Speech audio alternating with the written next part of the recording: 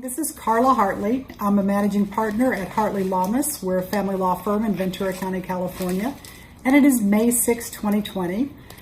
I am pleased to report first that the court has informed us that they're starting to prepare to reopen. They're taking pleadings, I believe, by electronic filing for criminal cases and juvenile dependency cases.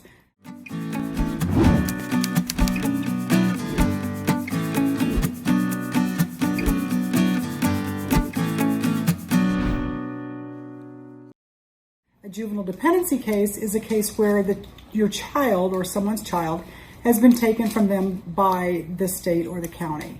These have huge constitutional implications, and so it makes sense that those are opening up first for all purposes. We're hoping that this is a sign that the court does in fact intend to reopen in Ventura County on or about May 13th for all purposes, and I'll keep you posted on that. Now, last week I was talking about the issue of domestic violence and some of the things that will stop someone from leaving his or her abuser. So we hear such a variety of reasons why someone is afraid to go forward. Number one, gonna take my kid. I'll take your child, you'll never see it. We see a common threat is I'll take your child to another country, whether it's Britain, whether it's Australia, whether it's China, Japan, Mexico. We hear that a lot. Another threat that we hear very often is I'm gonna leave you broke, I'm gonna leave you homeless. We hear threats that are just along that line all the time. You'll never get a dime out of me. And I want to emphasize again that very often the law does have remedies for this. But you have to go to the court to get your remedy at law. If someone is threatening to take your child out of the country, the best thing you can do is see an attorney and have the attorney file on your behalf a parentage or a divorce action. Either one of those actions mean he can't take the child or she can't take the child out of the country without the consent of the court or your written consent. And if that person does, there are remedies. In Ventura County, we have the District Attorney's Child Abduction Recovery Unit that will go forth and locate the child and execute the child's return. We also have the Hague Convention for most of the countries that we see these threats being put into place. So we have remedies, but you've got to go to court.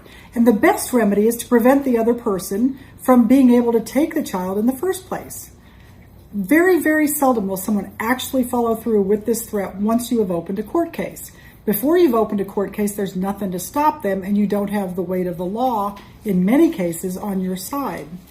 Now, as to being broke and homeless, I referred to this last time. The courts are not in favor of making sure that people with children are going to be homeless.